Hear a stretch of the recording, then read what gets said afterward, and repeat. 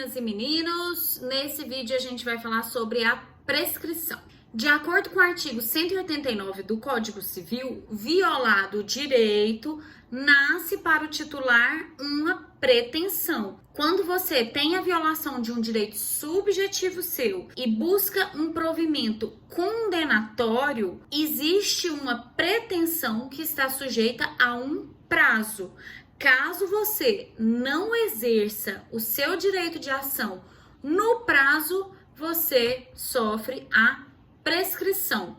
Você não perde o seu direito por meio da prescrição, ele continua existindo, mas você perde a possibilidade de procurar em juízo a solução desse direito, porque você perdeu a sua pretensão. Por isso, você tem que tomar muito cuidado com os prazos que estão lá no artigo 205 e no artigo 206 do Código Civil, porque eles informam qual é o tempo de inércia do titular que vai levar à extinção da sua pretensão. E você tem que saber se não tem nenhum ato que interrompa, suspenda ou impeça a contagem do tempo do prazo prescricional. Mas se não tiver nada disso, você segue os prazos do artigo 205 e do artigo 206. Eventualmente, você vai acabar decorando alguns desses prazos, porque eles são utilizados a todo momento por nós. No meu caso, quando um cliente chega lá no escritório, a primeira coisa que eu tenho que saber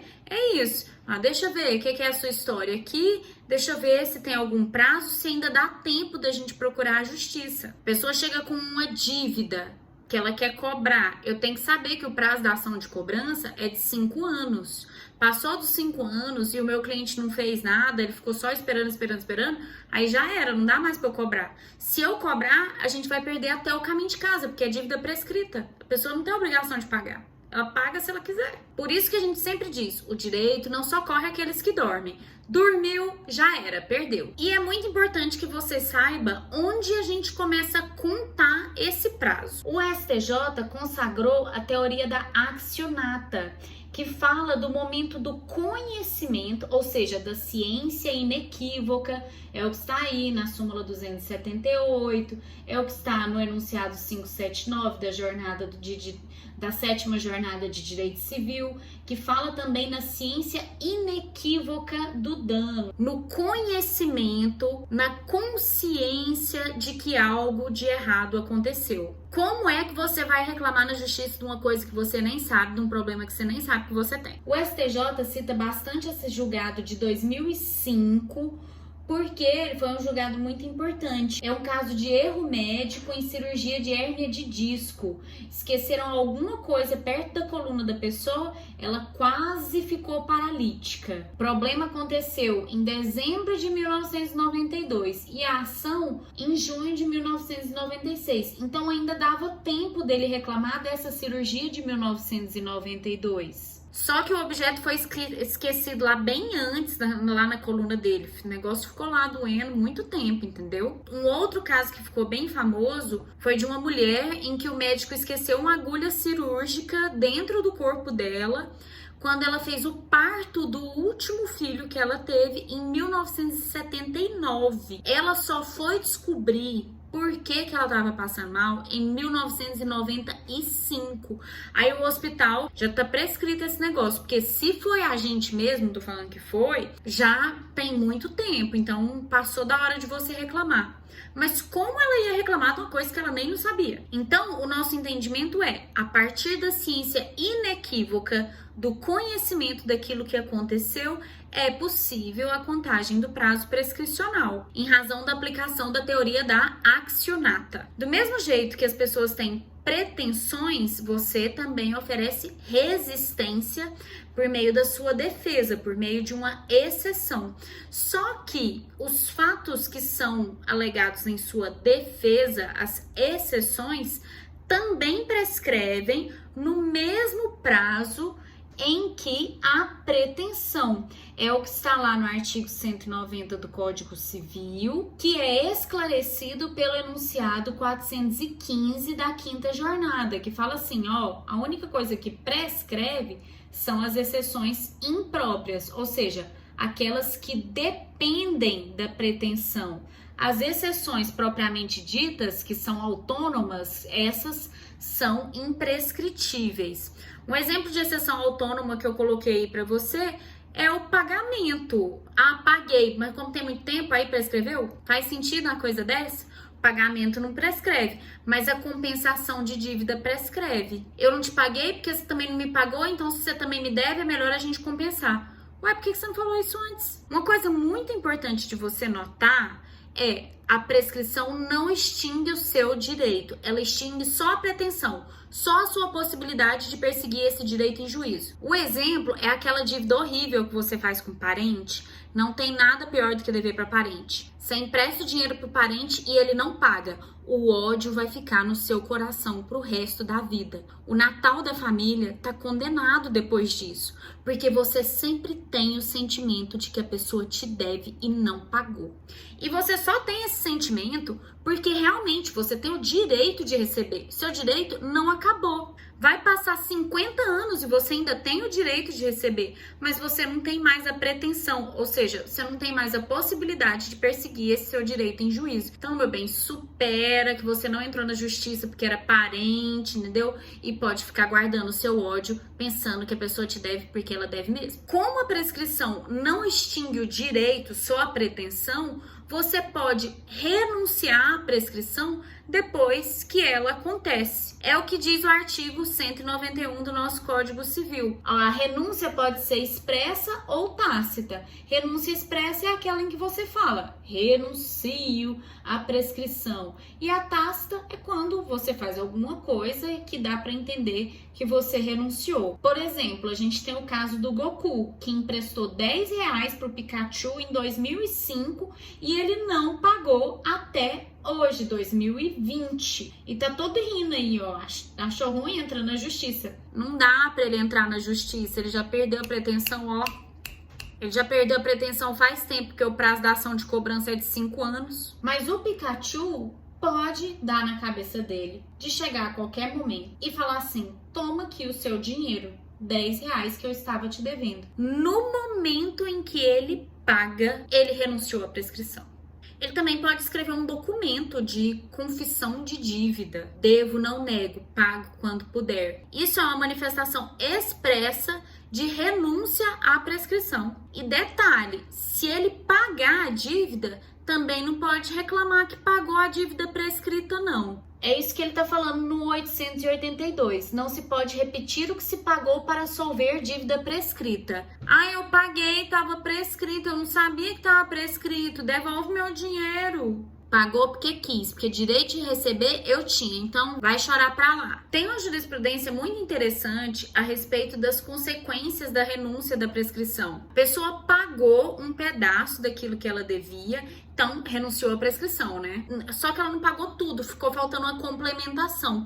Como ficou faltando a complementação, o outro foi buscar a complementação na justiça e ganhou, porque com a renúncia tácita à prescrição, a pessoa passa a poder perseguir o direito dela em juízo. Ela retoma a pretensão. E detalhe, você só renuncia à prescrição quando ela já aconteceu. Como que você renuncia uma coisa que você nem tem? Os prazos prescricionais, nos termos do artigo 192 do Código Civil, não podem ser alterados pelas partes. Esses prazos são estabelecidos pelo legislador e você tem que seguir o que está escrito lá. Você não pode interferir. Como se trata de direitos disponíveis, depois que o prazo se verifica, você pode até renunciar ao prazo e pagar aquilo que você deve, fazer aquilo que você tem que fazer, porque a pessoa ainda tem o direito, não tem nenhum problema. Mas, apesar de a prescrição não ser matéria de ordem pública, a celeridade processual é matéria de ordem pública, sim, porque tem muitos processos na justiça, tem muito problema para resolver e a gente não pode ficar ocupando o poder judiciário com a pretensão que nem existe mais. Por isso, a prescrição pode ser alegada em qualquer grau de jurisdição e pode ser reconhecida de ofício pelo juiz. O que significa isso? Ser reconhecido de ofício, ex ofício, significa que ninguém alega e o juiz vai lá, olha, lê, faz as contas. Uai, esse trem aqui tá prescrito, ué. Não, meu filho, você não tem direito a nada não, ó, vai embora. A legislação civil também reconhece a possibilidade de prescrição intercorrente, que é aquela prescrição que acontece no meio do processo. Isso é uma novidade do Código de Processo Civil de 2015. Aliás, nem é tão novo assim, né? Aí no artigo 921 do CPC, ele fala que é possível suspender a execução quando o executado não tem bens penhoráveis. Ou seja, quando você não acha nada para pagar a dívida, você suspende a execução. Aí o juiz suspende pelo prazo de 1 ano e durante esse período a prescrição também fica suspensa, não acontece nada. Mas depois que esse prazo de 1 ano acaba, se a pessoa não falar nada, a pessoa que quer receber o dinheiro, o exequente, não fala nada, aí começa a correr o prazo de prescrição intercorrente, ou seja, no meio do processo. O juiz vai chamar o povo para saber o que aconteceu e ele pode, de ofício, reconhecer a prescrição. Mas, de acordo com a jurisprudência, tem que haver prova de inércia do exequente. Ou seja, você tem que comprovar que a pessoa foi chamada para fazer alguma coisa e não fez, ficou quietinha. E o Tartucci ainda fala uma outra coisa interessante. Ele diz que se o devedor ficar de má fé para induzir essa prescrição intercorrente, ele esconde os bens, ele some, ele não deixa citar, ele dificulta o processo de todo jeito que ele dá conta, aí não se reconhece a prescrição intercorrente também. O artigo 194 do Código Civil foi revogado e ele dizia que o juiz não pode suprir de ofício a prescrição, salvo se favorecer absolutamente incapaz. Hoje não, o juiz pode julgar liminarmente improcedente o pedido quando ele observa que houve prescrição ou decadência. Evidentemente, tem que ouvir as partes, né, para ver se não teve nenhuma causa impeditiva, suspensiva, algo que interrompa a prescrição. E se a parte quiser cumprir a obrigação dela, ela sabe que a prescrição só atinge a pretensão, o direito mesmo continua lá. O artigo 195 nos lembra da possibilidade de as pessoas ingressarem em juízo em face dos seus assistentes, representantes legais, que derem causa à prescrição e não agirem no momento adequado. E o 196 fala da continuidade do prazo em relação a um sucessor.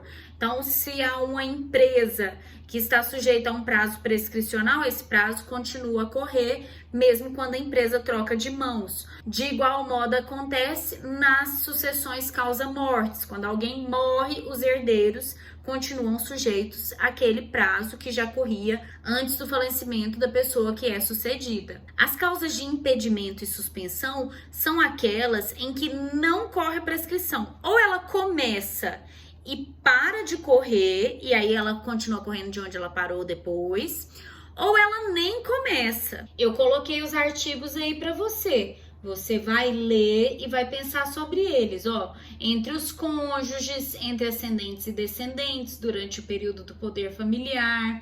Não corre contra os incapazes, contra os ausentes. Quando a gente fala que o prazo não corre contra os incapazes, a gente quer dizer o prazo não corre para atrapalhar os incapazes. E tem uns casos aí nessa lista que são meio óbvios. Não corre prazo entre os cônjuges. Ora, se corresse prazo entre os cônjuges, ia ficar um enrolando o outro até acabar o prazo, aí terminou o prazo, vem o divórcio, né? Para você entender essa história de não correr contra, eu coloquei 2 exemplos para você. No primeiro, a criancinha coloca fogo na casa da professora Helena. Então, a criança é responsável pelo acidente. E a professora Helena tem a pretensão de cobrar. Só que ela não busca reparação civil dentro do prazo de 3 anos que o legislador coloca. Se ela demora mais de 3 anos, esse prazo conta, ele corre a favor do absolutamente incapaz.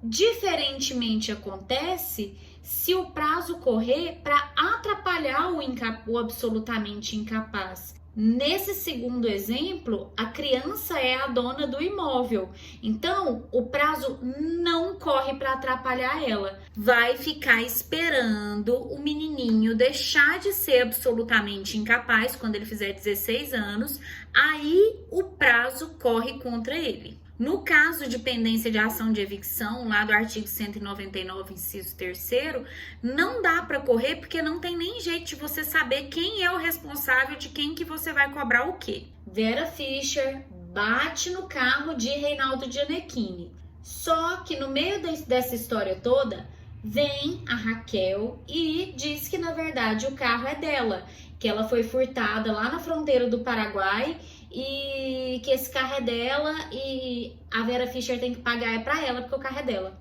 Ela propõe a ação de evicção para discutir de quem é o carro, se é dela ou se é do Gianecchini. E aí a Vera Fischer vai pagar para quem? Como é que a gente vai liberar a contagem desse prazo se você não sabe nem quem é o titular do direito violado? Na hipótese do artigo 200 do Código Civil, que fala da apuração em juízo criminal, é importante a gente saber o resultado do juízo criminal antes de propor uma solução possível para evitar decisões contraditórias. Enquanto você não tem o resultado lá do pessoal do crime, não corre a prescrição no juízo civil. As causas de interrupção estão lá no artigo 202 e a interrupção só acontece uma vez de acordo com esse rol de hipóteses, que é um rol em números apertos. O que é isso? Você tem uma lista de exemplos, não são só esses exemplos, pode haver outros. Diferentemente aconteceria se o nosso rol fosse um rol taxativo, em números clausos, que é aquele rol em que você tem uma lista de exemplos e é só aqueles exemplos lá mesmo, fora daquilo, acabou. Quando vem a interrupção da prescrição, você tem que começar a contar de novo o prazo do começo. Interrupção é um negócio abrupto, vem um despacho, vem um protesto, aí você tem que parar e começar tudo de novo. No caso do despacho que ordena a citação, você recomeça a contar da data da propositura da ação. A mesma coisa acontece quando tem a instituição de arbitragem, é o que está lá no artigo 19 da lei de arbitragem.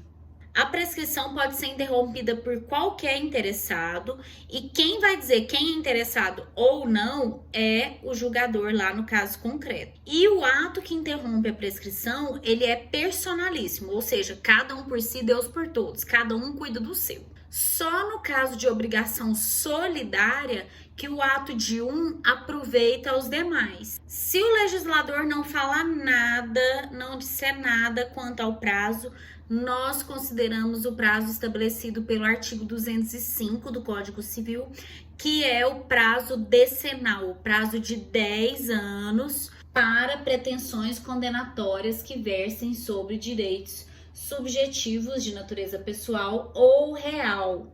E se você tiver dúvida a respeito de um prazo que não está na legislação muito claro para você, eu sugiro que você verifique a jurisprudência. Consultando a jurisprudência, você vai descobrir que o prazo para reparação civil decorrente de relação contratual é de 10 anos. É o caso desse contrato de compra e venda que teve atraso na entrega do imóvel, apurou-se a responsabilidade contratual e foi considerado o prazo decenal do artigo 205. Esse mesmo prazo foi utilizado também em hipótese de cobrança indevida por serviço telefônico e ressarcimento por cobrança indevida de coleta de esgoto. Então fique atento e consulta a jurisprudência. Por enquanto é só. Até o próximo vídeo. Se você tiver gostado, deixa um beijo aí pra mim. Beijo pra você.